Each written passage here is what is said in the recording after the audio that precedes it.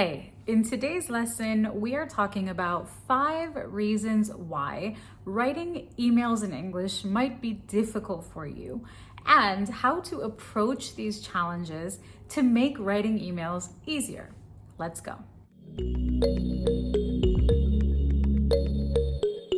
All right, so the first challenge with writing emails is your tone. Maybe you don't know how to get the right tone, you haven't considered your tone, or you don't even know what I mean. You don't even know what your tone is when it comes to email writing. So your tone is the impression or the feeling that you create for the reader or the recipient when they are reading what you have written to them. All right, this is what your tone is. Now, your tone can be serious, it can be urgent, it can be friendly, it can be very formal, it can be neutral, it can be informal. It is up to you to write in such a way that you create this impression for your reader, all right? So that is the first challenge that a lot of English learners face. They don't think about their tone, they think more about the grammar, the vocabulary, the spelling, the language itself, rather than the feeling or the impression that they are creating. Now, both of these things are equally important. Of course, your grammar is important, your spelling is important, your vocabulary, your language, getting your message across. These things are all important, but your tone is equally as important because sometimes you can come across as rude, you can come across as too formal, too informal, too pushy, all right? So tone is really, really important. Now, that being said, how exactly do you get the right tone if you've never thought about your tone before? Well, you have to learn to communicate in a diplomatic, polite, clear, and concise way.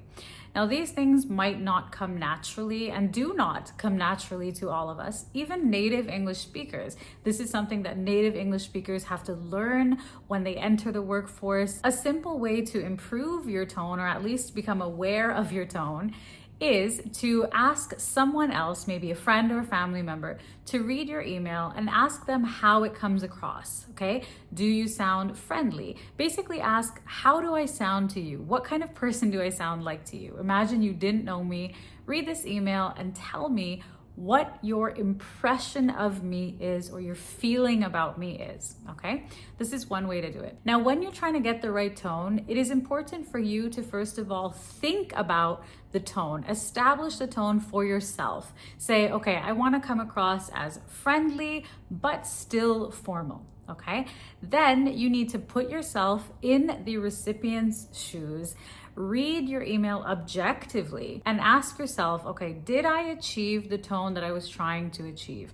Now, again, this requires some practice. It doesn't come naturally at first, but I promise you, if you challenge yourself, if you kind of shift your way of thinking, you will naturally start to consider your tone with practice. Okay, another very common challenge with email writing is the level of formality, the appropriate level of formality.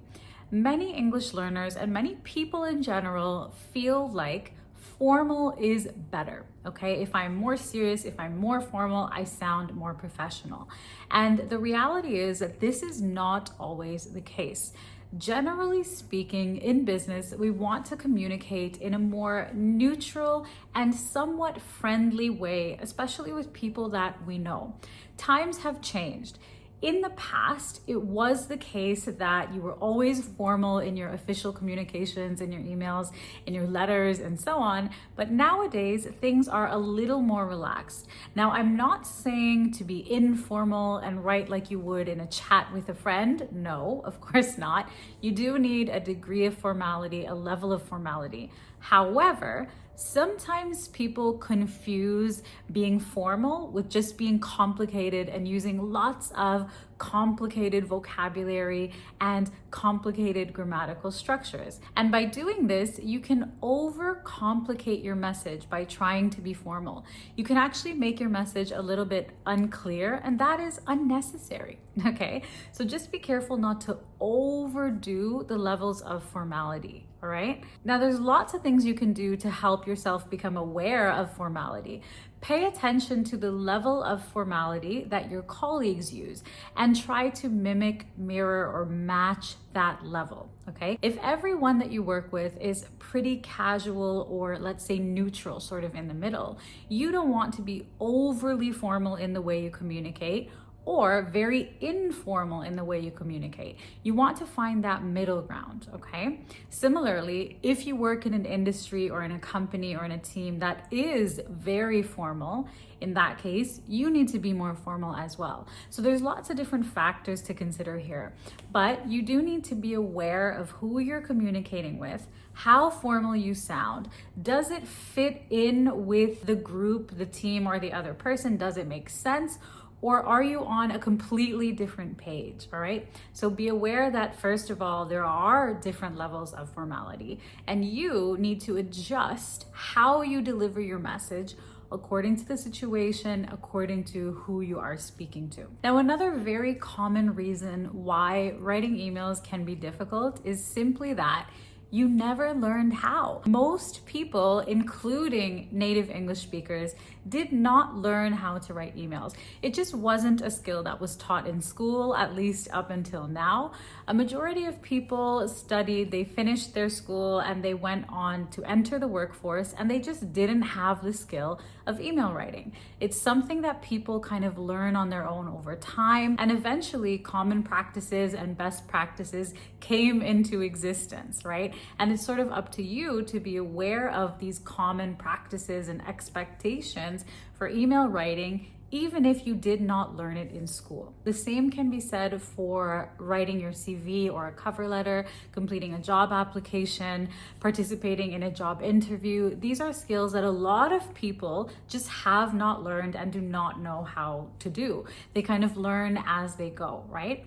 Now, because I have a background in human resources, that is what I studied, I did in fact learn all of these skills, and that has allowed me to transfer them into teaching and to talk to you about them. Now, if you are someone who has not learned how to write emails and it is important for you, this is a topic that I cover in detail in my Essential English for Business course.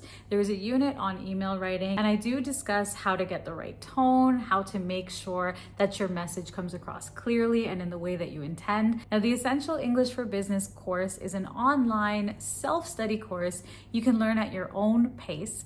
I will link that course down below this video so you can learn more. All right, another challenge with email writing is cultural differences. If you work internationally or you have colleagues or clients overseas or from different cultures or countries, it is very important to take cultural differences into account, to consider cultural differences when you are writing an email, when you are communicating in writing. Now, what is considered polite, professional, appropriate in one culture might not be the case in another culture. So let's say that you work in America and everyone in your company is American, you have a similar culture, you communicate in a similar way, you're kind of on the same page, okay? But you are emailing or communicating with clients or potential partners, maybe in China. Okay, you need to consider that the way that people communicate is different. What is appropriate, what makes sense, what is expected, what is professional is not the same in two different countries or two different cultures. And this is something that I have experienced firsthand. I have worked internationally in China, Afghanistan, Brazil, Thailand, England, Dubai, and communication and expectations of professional communication vary in every single country. Again, this is something that you can learn through experience, but also just take your time to research who you are writing to. Research a little bit about their culture, their cultural expectations and norms, and this will help you both personally and professionally. And next, we have either too much information or not enough information. A lot of times when writing emails, people want to be thorough. They want to be detailed. They don't want to miss anything. So sometimes they can include too much information. Now, what happens if you have a lot of information in your email? This can be overwhelming for your recipient, and chances are they might not even read it. This has happened to me. I get lots of marketing emails, and even if the topic is maybe relevant to me and I'm interested in it when I see the subject, I might open the email, I click on it, and it's so long, and after 2 seconds, I'm like, okay, I don't even want to read this, right? It is important to be detailed, but you want to include the most relevant and necessary details, not a bunch of extra things that you don't need that are overwhelming and annoying to people. As well, people get so many emails every day, right? And you want to make sure that they actually read yours. Now, on the other hand, on the flip side, if you include too little information, this can be seen as unprofessional because you actually have to go back and forth, get more information, clarify, ask questions, and this is a waste of time.